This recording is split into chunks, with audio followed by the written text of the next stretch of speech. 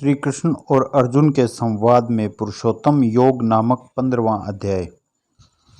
श्री कृष्ण भगवान फिर बोले कि हे अर्जुन, आदि पुरुष परमेश्वर रूप मूल वाले और ब्रह्म रूप मुख्य शाखा वाले जिस संसार रूप पीपल के वृक्ष को अविनाशी कहते हैं तथा जिसके वेद पत्ते कहे गए हैं, उस संसार रूप वृक्ष को जो पुरुष मूल सहित तत्व से जानता है वह वेद के तात्पर्य को जानने वाला है। हे अर्जुन, उस संसार वृक्ष की तीनों गुण रूप जल के द्वारा बढ़ी हुई एवं विषय भोग रूप कोपलों वाली देव, मनुष्य और तिर्यक आदि योनि रूप शाखाएं नीचे और ऊपर सर्वत्र फैली हुई है तथा मनुष्य योनि में कर्मों के अनुसार बांधने वाली अहंता, ममता और वासना रूप जड़ें भी नीचे और ऊपर सभी लोकों में व्याप्त हो रही है। परंतु इस संसार वृक्ष का स्वरूप जैसा कहा है वैसा यहाँ विचार काल में नहीं पाया जाता है, क्योंकि न तो इसका आदि है और न अंत है तथा न अच्छी प्रकार से स्थिति ही है। इसलिए इस अहंता, ममता और वासना रूप अति दृढ़ मूलों वाले संसार रूप पीपल के वृक्ष को दृढ़ वैराग्य रूप शस्त्र द्वारा काटकर उसके उपरांत उस परम पद रूप परमेश्वर को अच्छी प्रकार खोजना चाहिए कि जिसमें गए हुए पुरुष फिर पीछे संसार में नहीं आते हैं और जिस परमेश्वर से यह पुरातन संसार वृक्ष की प्रवृत्ति विस्तार को प्राप्त हुई है, उस ही आदि पुरुष नारायण के मैं शरण हूँ। इस प्रकार दृढ़ निश्चय करके नष्ट हो गया है और मान और मोह जिनका तथा जीत लिया गया है, आसक्ति रूप दोष जिनने और परमात्मा के स्वरूप में है निरंतर स्थिति जिनकी तथा अच्छी प्रकार से नष्ट हो गई है कामना जिनकी, ऐसे वे सुख दुख नामक द्वंद्वों से विमुक्त हुए ज्ञानी जन उस अविनाशी परम पद को प्राप्त होते हैं। उस स्वयं प्रकाश में परम पद को न सूर्य प्रकाशित कर सकता है, न चंद्रमा और न अग्नि ही प्रकाशित कर सकता है तथा जिस परम पद को प्राप्त होकर मनुष्य पीछे संसार में नहीं आते हैं वही मेरा परम धाम है। हे अर्जुन,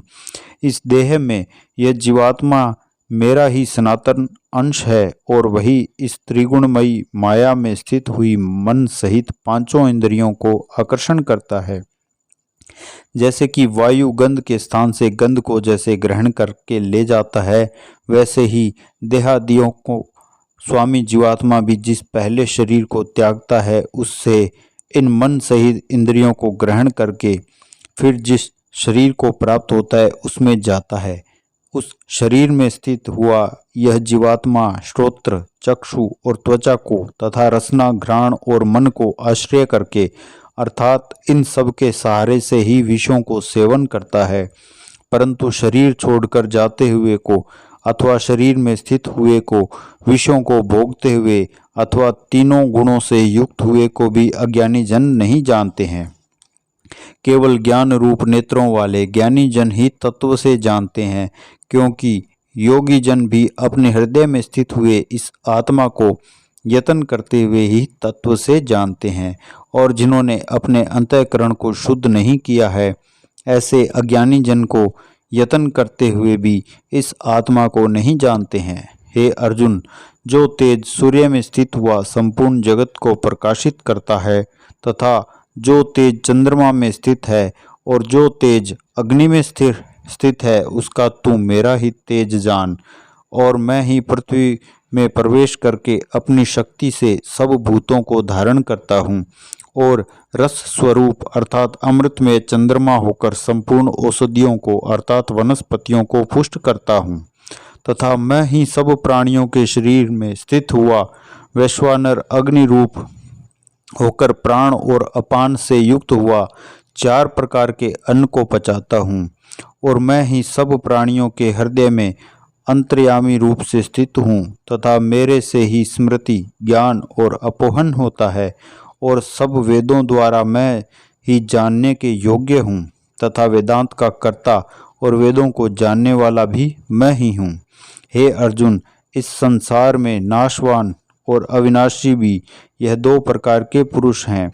उनमें संपूर्ण भूत प्राणियों के शरीर तो नाशवान और जीवात्मा अविनाशी कहा जाता है, तथा उन दोनों से उत्तम पुरुष तो अन्य ही है,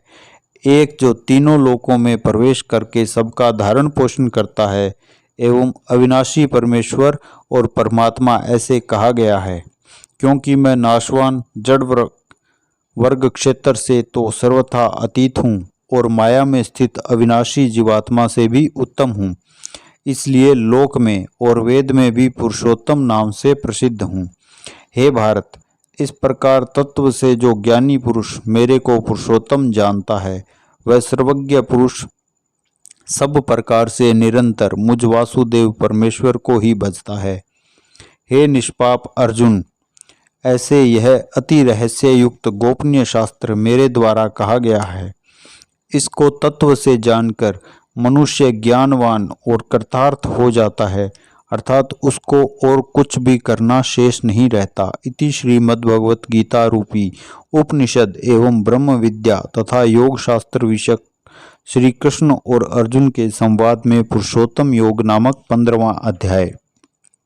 इस अध्याय में भगवान ने अपना परम गोपनीय प्रभाव भली प्रकार से कहा है। जो मनुष्य उक्त प्रकार से भगवान को सर्वोत्तम समझ लेता है, फिर उसका मन एक क्षण भी भगवान के चिंतन का त्याग नहीं कर सकता, क्योंकि जिस वस्तु को मनुष्य उत्तम समझता है उसी में उसका प्रेम होता है और जिसमें प्रेम होता है उसी का चिंतन होता है। अतएव सबका मुख्य कर्तव्य है कि भगवान के परम गोपनीय प्रभाव को भली प्रकार समझने के लिए नाशवान क्षण भंगुर संसार की आसक्ति का सर्वथा त्याग करके एवं परमात्मा के शरण होकर भजन और सत्संग की विशेष चेष्टा करे।